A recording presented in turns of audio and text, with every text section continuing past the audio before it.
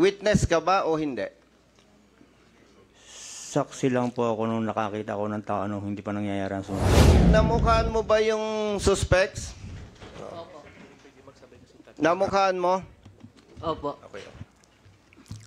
Nung bang makaharap mo yung suspect, may cover ba yung mukha niya? Wala. Wala po. Wala. Pero affidavit mo, nakalagay dito, meron silang ay may nakasuot na jacket at may nakasombrero ng pabaliktad at may nakasuot na tube face mask. Kasi po doon sa meaning ng hot pursuit and warrantless arrest, ay illegal po ang pagka-aresto nitong ating mga kapatid na personnel ng Katanawan Police Station. Captain De La Cruz, Mr. Chair, nangyari ang incident noong January 31, 2024. Tama, no? 7:30. Yes, sir. Yes, sir. And according to your report, nakatanggap ng telephone call ang inyong office 8 o'clock in the evening. Tama? Yes, sir. Yes, sir.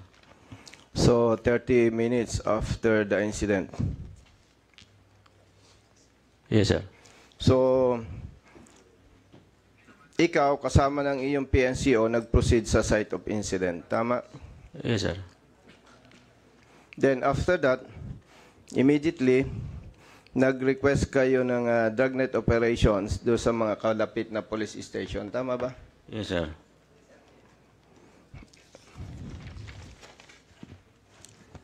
And totoo ba na the following day, February 1, nakatanggap kayo ng tawag mula sa Mulanay Police Station na sinasabing merong 4 na lalaki na nag-check-in sa Mikasa Resort. Tama ba? Yes, sir. Okay.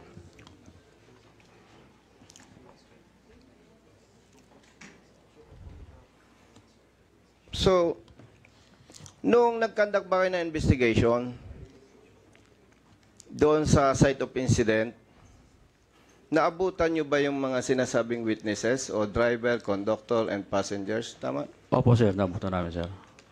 Ibig sabihin ba habang sinusunog yung sasakyan, pinanood nila? Ganon ba gusto natin sabihin? Hindi po, sir. Bali, sila po ay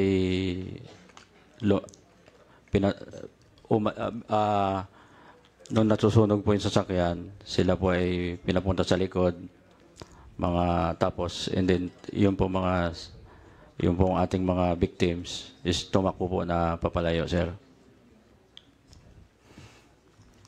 Base doon sa investigation ninyo, sinasabi ba ng witness na walang cover o may cover ang mukha ng suspects? According to witnesses, sir, bago nila pinatigil po nila yung sasakyan, wala pong takip sa mukha, sir.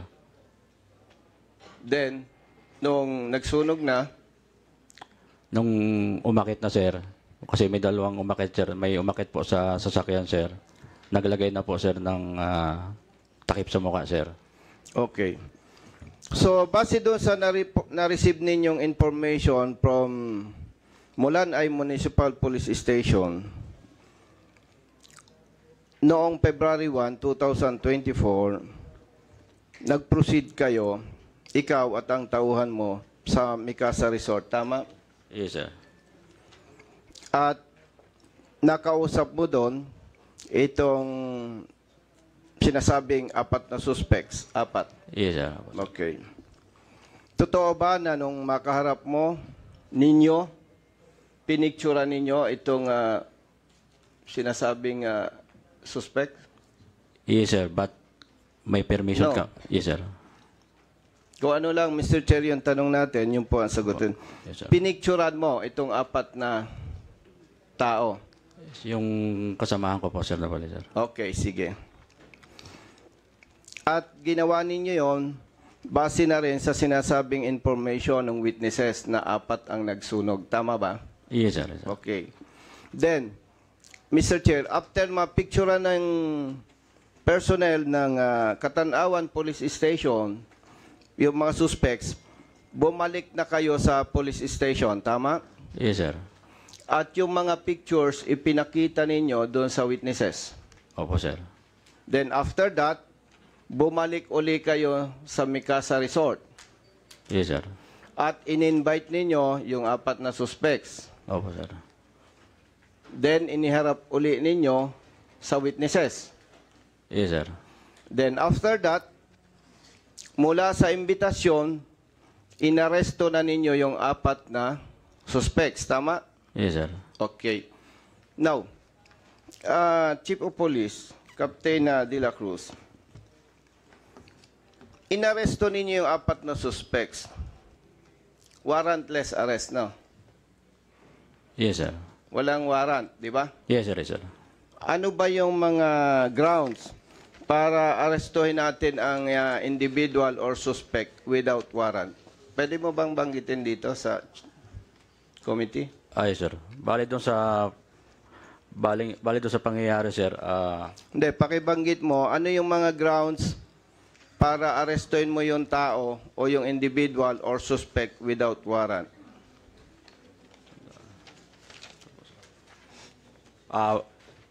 Pag ang isang tao, sir, ay wanted, sir. Tapos, in his may presence, nakakommit siya ng crime. And then, may personal knowledge ako, sir, na kumumit siya, sir, ng crime. Anong personal knowledge mo? Di ba, kaya ninyo kinuha yung tao, gusto ninyong banggitin o sabihin na ito ay resulta ng hot pursuit operation. Tama ba? Mali? Tama, sir. Alam mo ba, Captain De La Cruz, kung anong ibig sabihin ng hot pursuit? Yes, sir. Ano? Ang hot pursuit, sir, ay isang, kumbaga, sir, isang operation na kung saan ay dire-diretso, walang interrupt, sir, walang putol na operation, sir. Okay. Nakuha mo yung meaning. Ang tanong ko sa'yo, noong pinuntahan ninyo yung suspects, kinuhanan ninyo ng pictures, tapos bumalik kayo sa police station, ipinakita sa witnesses, then bumalik uli kayo para imbitahan. Tingin mo ba may consider ito na hot pursuit operation o hindi? Mako-consider, sir. No. Nagputol-putol na eh. Kasi kung hot pursuit yan, yung first lang na nag-engage kayo, nakaharap mo, kung ikaw ay may personal knowledge at strongly believe ka na itong mga ito yung suspects, immediately inarrest mo.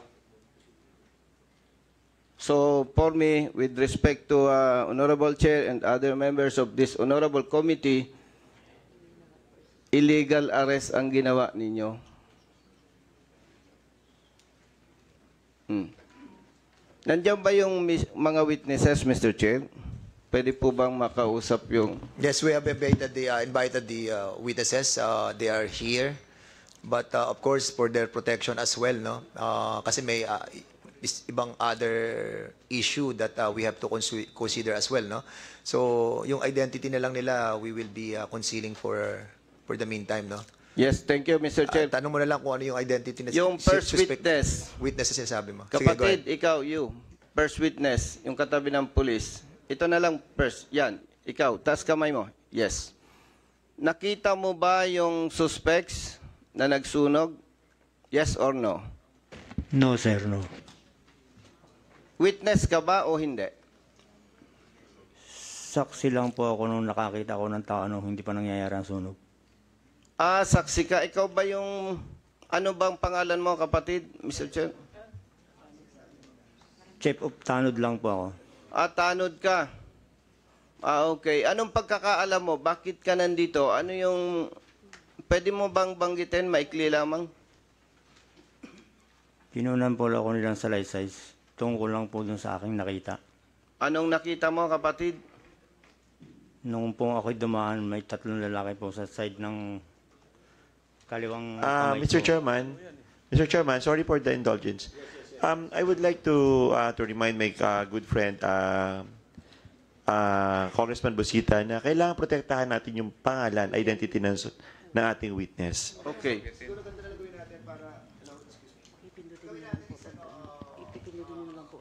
1, 2, 3, 4, 5. Because we have 5 witnesses, di ba? Yung 1, yung driver. Yung 2, yung conductor. Yung 3, yung passenger on the right side, nakalapit ng driver. And 4 on 5, yung nasa likod. Yun na lang, para at Yes. least medyo Thank you, natin Mr. sila. Chair. Okay. Number 1, driver. Pwedeng taas kamay. Kapatid, namukhaan mo ba yung suspects? Namukhaan mo? Opo. Okay. Nung bang makaharap mo yung suspect, may cover ba yung mukha niya? Wala. Wala po. Wala. Anong distansya mo sa kanya para sabihin mong nakaharap mo siya? Mga 1 metro po mula sa harapan ng bus. Yun yung sinasabing nung pumara pa lang. Siya po yung, ano po, yung galing sa left side. Sa left side. Opo. May binabanggit na may firearms sila. Totoo ba? Opo, sir. Marunong ka bang kumilala ng firearms ng baril? Opo.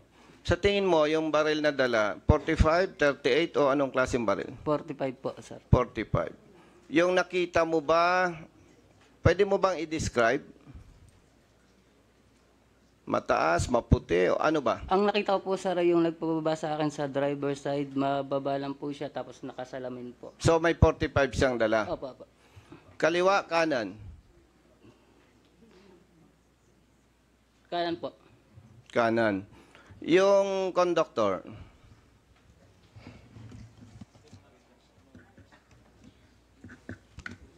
Conductor, taas kamay kapatid.